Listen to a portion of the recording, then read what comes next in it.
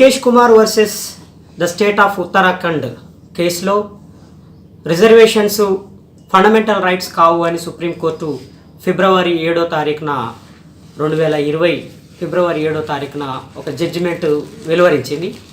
ఆ జడ్జిమెంట్ గురించి మనం మాట్లాడుకుందాం. నిజానికి రాజ్యాంగంలో చాలా చాప్టర్స్ ఉన్నాయి, పార్ట్స్ ఉన్నాయి. దాంట్లో పార్ట్ 4లో ఫండమెంటల్ రైట్స్ని పొందుపరచడం జరిగింది. విద్యా ఉద్యోగ రంగంలో రిజర్వేషన్లని ఆర్టికల్ 15, ఆర్టికల్ 16 కింద ఇవ్వడం జరిగింది. రాజకీయ రిజర్వేషన్లు ఈ 2 ఆర్టికల్స్ పరిధిలోకి రావు. అయితే మొదటి నుంచి ఒక అపోహ బలంగా ఈ దేశంలో ప్రచారం చేశారు. రిజర్వేషన్లు ఇంకెంతకాలం అనేది ఒక వాదన, రిజర్వేషన్లు ఫండమెంటల్ రైట్స్ కావు అనేది మరొక వాదన. వాస్తవానికి విద్యా ఉద్యోగ రంగాల్లో రిజర్వేషన్లు ఫండమెంటల్ రైట్స్ కింద ఉన్నాయి, రాజకీయ రిజర్వేషన్లు ఫండమెంటల్ రైట్స్ కింద లేవు. ఇంకొక విషయం ఏంటంటే విద్యా ఉద్యోగ రిజర్వేషన్లకి కాలపరిమితి లేదు, అది రాజ్యాంగం ఉన్నంతకాలం ఉంటుంది. రాజకీయ రిజర్వేషన్లకు కాలపరిమితి ఉన్నది. ప్రతి 10 సంవత్సరాలకు ఒకసారి పార్లమెంటు సమీక్షించి రిజర్వేషన్లని కొనసాగించవచ్చు లేదా తొలగించవచ్చు. ఇది రాజకీయ రిజర్వేషన్లకి మాత్రమే వర్తిస్తుంది. అయితే ఇప్పుడు ముఖేష్ కుమార్ వర్సెస్ ఉత్తరాఖండ్ కేసులో సుప్రీంకోర్టు జడ్జీలు ఎల్ నాగేశ్వరరావు, హేమంత్ గుప్తా అనే 2 జడ్జీలు ఒక బెంచ్లో ఉన్నారు. ఆ 2 జడ్జీలు ఇచ్చిన తీర్పు వల్ల దేశంలో రిజర్వేషన్ల వ్యవస్థ పెద్ద సంక్షోభంలో పడుతున్నది. ఉత్తరాఖండ్ ప్రభుత్వం కాంగ్రెస్ గవర్నమెంట్ ఉన్నప్పుడు 2012లో ఒక నోటిఫికేషన్ వాళ్ళు విడుదల చేశారు.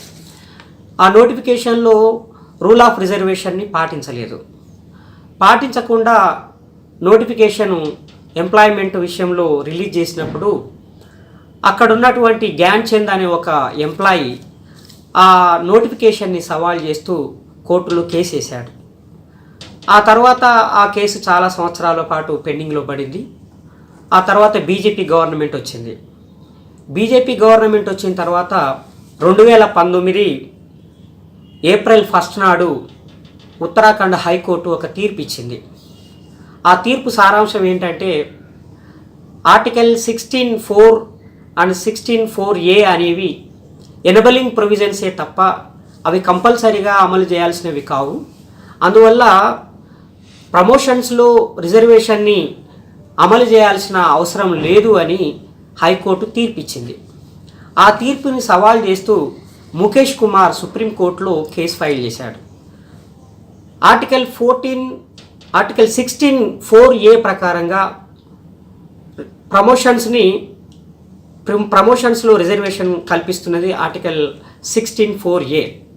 కానీ ఇప్పుడు హైకోర్టు ఇచ్చినటువంటి ఆ తీర్పు వల్ల దేశవ్యాప్తంగా ప్రమోషన్స్లో రిజర్వేషన్స్ రాకుండా అవుతున్నాయి. అందుకని దీని మీద మళ్ళీ దాని మీద రూలింగ్ ఇవ్వాలని ముఖేష్ కుమార్ సుప్రీంకోర్టుని ఆశ్రయించాడు.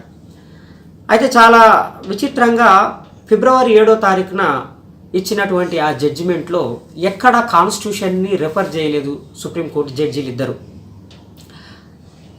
ఉత్తరాఖండ్ ప్రభుత్వం హైకోర్టు ముందు ఏ వాదన అయితే వినిపించిందో ఆ వాదననే హైకోర్టు యాక్సెప్ట్ చేసింది. అదేవిధంగా ఆ హైకోర్టు ఇచ్చిన తీర్పునే సుప్రీంకోర్టు అప్హోల్డ్ చేసింది. ఉత్తరాఖండ్ ప్రభుత్వం చేసిన వాదన ఏంటంటే ఆర్టికల్ 16(4) అదేవిధంగా ఆర్టికల్ 16(4)A అనేవి ఎనబలింగ్ ప్రొవిజన్స్ అని అంటుంది. ఇది కొత్త ఇంటర్ప్రిటేషన్. యాక్చువల్గా సుప్రీంకోర్టు అయినా హైకోర్టు అయినా రాజ్యాంగాన్ని ఇంటర్ప్రిట్ చేసే అధికారమే ఉన్నది, కానీ రాజ్యాంగాన్ని దుర్వినియోగం చేయడం లేదా మిస్ఇంటర్ప్రిట్ చేసే అధికారం దానికి లేదు. ఏ వ్యాఖ్యానం చేసినా అది రాజ్యాంగంలోని బేసిక్ స్ట్రక్చర్కి లోబడి మాత్రమే చేయాలి.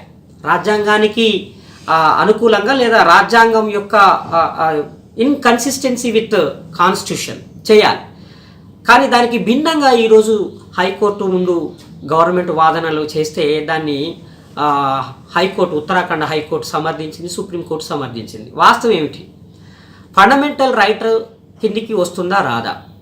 అసలు క్లాజ్ అనే దాన్ని ఎనబలింగ్ ప్రొవిజన్గా ఎలా ఇంటర్ప్రిట్ చేస్తారు? ఇంతకు ముందు వచ్చినటువంటి ఏ కేసులో కూడా ఈ రకమైన ఇంటర్ప్రిటేషన్ జరగలేదు.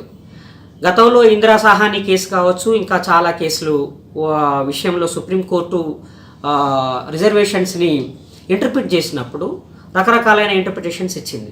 ఒక దశలో supreme court formal equality, proportionate equality, అదేవిధంగా హారిజాంటల్ రిజర్వేషన్స్, వర్టికల్ రిజర్వేషన్స్ ఇలాంటి పదాలని సుప్రీంకోర్టు ఉపయోగించింది, ఇంటర్ప్రిట్ చేసింది. కానీ ఇప్పుడు ఈ కొత్త తీర్పు ఏమంటుందంటే క్లాజెస్ అనేటివి ఎనబలింగ్ ప్రొవిజన్సే తప్ప అవి కంపల్సరీగా అమలు చేయాల్సినటువంటివి కావు అని అంటున్నారు. క్లాజ్ ఎప్పుడు అవసరమవుతుంది?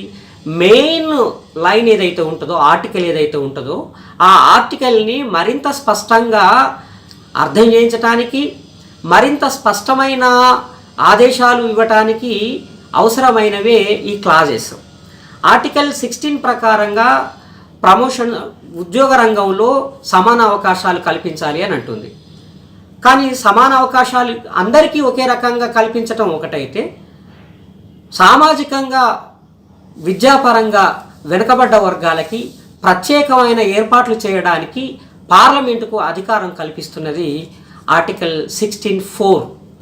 అదేవిధంగా 4A అనేది ఈ ఎస్సీ ఎస్టీలకి బీసీలకి ఎవరైనా సరే వెనుకబడి ఉంటే వాళ్ళు నిజంగా వెనుకబడ్డారని కనుక ప్రభుత్వం గుర్తించితే వాళ్ళకి ప్రమోషన్స్లో రిజర్వేషన్ ఇవ్వడానికి ఈ 16(4A అనేది ప్రభుత్వానికి, రాజ్యానికి అనుమతిస్తున్నది. అయితే ఇప్పుడు ఈ జడ్జిమెంట్ ఏమంటుందంటే అది ఫండమెంటల్ రైట్ కాదు అని అంటున్నది. ఈ ఫండమెంటల్ రైట్ కాకపోతే జరిగే ప్రమాదం ఏంటంటే అది ఈ రాష్ట్ర ప్రభుత్వాల దయాదాక్షిణ్యాల మీద ఎస్సీ ఎస్టీ బీసీలు ఆధారపడాల్సి వస్తుంది. ఈ జడ్జిమెంట్లో క్లియర్గా ఎస్సీ ఎస్టీ బీసీలని మెన్షన్ చేయడం జరిగింది. ఒక ఎస్సీ ఎస్టీ బీసీలకే పరిమితం కాదు, అది ఫిజికల్లీ ఛాలెంజ్డ్ వాళ్ళకి వర్తిస్తుంది, ఉమెన్ రిజర్వేషన్కి వర్తిస్తుంది, ఎకనామికల్లీ వీకర్ సెక్షన్స్ రిజర్వేషన్స్ కూడా ఇది అప్లికబుల్ అవుతుంది.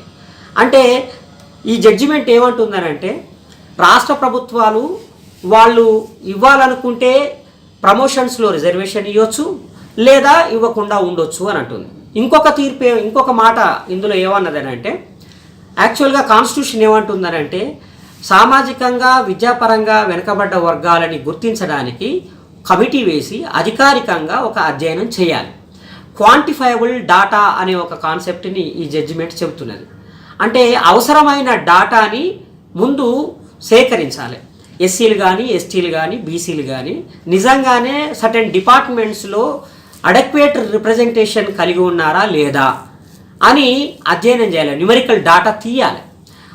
అలా తీసి నిజంగానే వాళ్ళకు సరి అయిన ప్రాతినిధ్యము దక్కలేదు అని కనుక గుర్తిస్తే వాళ్ళకి రిజర్వేషన్ ఇవ్వడానికి మనం ప్రొవిజన్ ఏర్పాటు చేయాలని ఈ కాన్స్టిట్యూషన్ చెబుతున్నది. ఈ తీర్పు ఏమంటున్నదని అంటే ఒకవేళ గవర్నమెంటే కనుక చాలినంత ప్రాతినిధ్యం ఉన్నది అని ఫీల్ అయితే మళ్ళీ ఇంకా కమిటీ వేసి స్టడీ చేయాల్సిన అవసరం లేదు అని అంటుంది. రిజర్వేషన్ ఇవ్వద్దు అని ప్రభుత్వం నిర్ణయించుకుంటే ఆ నిర్ణయాన్ని సమర్థించుకోవడానికి ఒక కమిటీ వేసి క్వాంటిఫైయబుల్ డాటాని కలెక్ట్ చేయాల్సిన అవసరం లేదు అని ఈ తీర్పు చెబుతున్నది. ఈ తీర్పు ఇంతకు ముందు వచ్చినటువంటి తీర్పులకి చాలా భిన్నమైనది, చాలా విరుద్ధమైనది. ఎందుకనంటే ఇంతకు ముందు వచ్చినటువంటి అన్ని తీర్పులు అంటే బీసీలకి 27% రిజర్వేషన్ ఇవ్వాలి అని చట్టం చేసినప్పుడు కోర్టులో వచ్చినటువంటి ఆర్గ్యుమెంట్ కావచ్చు, ఇందిరా సహాని కేసు విషయంలో వచ్చినటువంటి ఆర్గ్యుమెంట్ కావచ్చు, వీటన్నింటి విషయంలో సుప్రీంకోర్టు ఏం చెప్పిందనంటే తగినంత ప్రాతినిధ్యం ఉందో లేదో గుర్తించడానికి మీరు కమిటీ వేయండి అని చెప్పింది. కానీ ఈ తీర్పు ఏమంటున్నదంటే మీరు రిజర్వేషన్ ఇవ్వద్దు అని అనుకుంటే ఇంకా దాని గురించి డాటా కలెక్ట్ చేయాల్సిన అవసరం లేదు అని అంటుంది. రిజర్వేషన్ ఎందుకు ఇవ్వద్దని ఉత్తరాఖండ్ ప్రభుత్వం అనుకుంటుంది అని అంటే అది కంపల్సరీగా ప్రభుత్వం నిర్వహించాల్సినటువంటి బాధ్యత కాదు అని అంటూ వాదిస్తున్నది ఎనబలింగ్ ప్రొవిజన్ అనే ఒక కాన్సెప్ట్ను ఉపయోగించి. ఈ ఎనబలింగ్ ప్రొవిజన్ అన్న ఇంటర్ప్రిటేషనే అన్కాన్స్టిట్యూషనల్, అన్ఎథికల్, ఇది చట్టవిరుద్ధమైనది. అలాంటి ఇంటర్ప్రిటేషన్ ఒక ప్రభుత్వం చేస్తే దాన్ని ఉత్తరాఖండ్ హైకోర్టు సమర్థించటము, మళ్ళీ ఆ తీర్పుని ఎత్తిపడుతూ సుప్రీంకోర్టు మరొక జడ్జిమెంట్ ఇవ్వటం అనేది ఈ భారతదేశ చరిత్రలోనే జరిగింది. ఇది పూర్తిగా ఎస్సీ ఎస్టీ బీసీలకి ఇచ్చిన రిజర్వేషన్లని హరించి వేసేది. దీని మూలంగా ఫిజికల్లీ ఛాలెంజ్డ్ వాళ్ళు కూడా ఇబ్బంది పడతారు. అందుకని ఈ తీర్పుకు వ్యతిరేకంగా ఇప్పుడు దేశవ్యాప్తంగా ఒక చర్చ జరుగుతుంది. తీర్పు వెలువడ్డ రోజే పార్లమెంటులో అన్ని పార్టీలు పెద్ద ఎత్తున చర్చ చేసినాయి. కాంగ్రెస్ పార్టీ బీజేపీ మీద విమర్శ చేసింది, బీజేపీ కాంగ్రెస్ మీద విమర్శ చేసింది. బీజేపీని విమర్శిస్తూ కాంగ్రెస్ చేసిన వాదన ఏంటంటే మీ మూలంగానే రిజర్వేషన్లు ఫండమెంటల్ రైట్స్ కాకుండా పోయినాయి సుప్రీంకోర్టు వల్ల అని కాంగ్రెస్ అంటున్నది.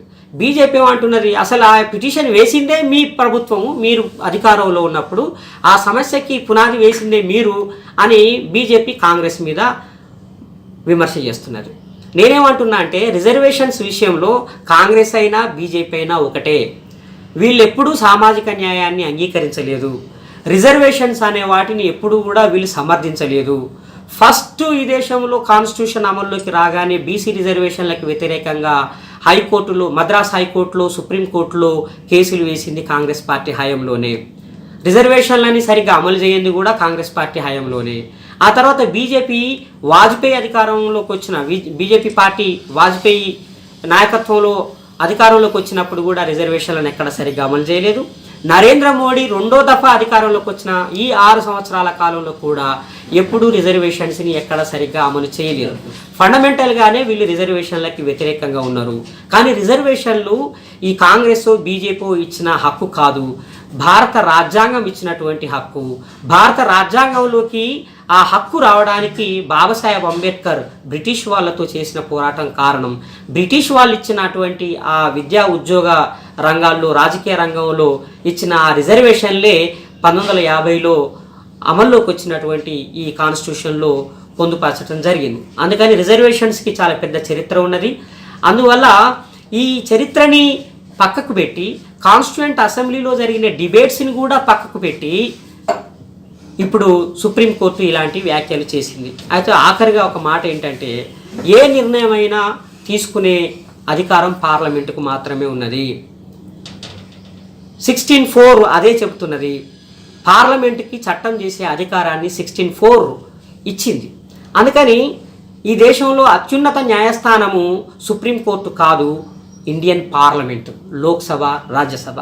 అందుకని ఈ రాజ్యాంగ విరుద్ధమైనటువంటి ఈ రిజర్వేషన్ మీద పార్లమెంట్లో ఒక చట్టం చేయాల్సిన అవసరం ఉన్నది. ఈ రిజర్వేషన్ ఈ తీర్పుని కొట్టివేస్తూ అవసరమైతే దాన్ని రివ్యూ పిటిషన్ పార్లమెంటు తరపున, అంటే ప్రభుత్వం తరపున రివ్యూ పిటిషన్ వేయాలి. ఒకవేళ రివ్యూ పిటిషన్ కూడా అది తోసిపుచ్చితే కనుక పార్లమెంటే ఇది కంపల్సరీగా ఫండమెంటల్ రైట్ అనే దాన్ని ఎస్టాబ్లిష్ చేస్తూ అవసరమైన సవరణలు కూడా చేయాల్సిన బాధ్యత ఈ ప్రభుత్వం మీద ఉన్నది. అయితే ఈ ప్రభుత్వము అంత ఈజీగా చేస్తుందని మనం అనుకోవడానికి వీల్లేదు. ఒక ప్రజా ఉద్యమాన్ని మనం నిర్మించాలి. ఎస్సీ ఎస్టీ బీసీలు అందరూ కలిసి రిజర్వేషన్లు మా ఫండమెంటల్ రైట్ అని నినదిస్తూ ఒక పెద్ద మాస్ మూమెంట్ని, ప్రజా ఉద్యమాన్ని నిర్మించాల్సిందిగా నేను ద్రవిడ స్వాభిమాన వేదిక తరపున అందరినీ కోరుతున్నాను. జై భీమ్.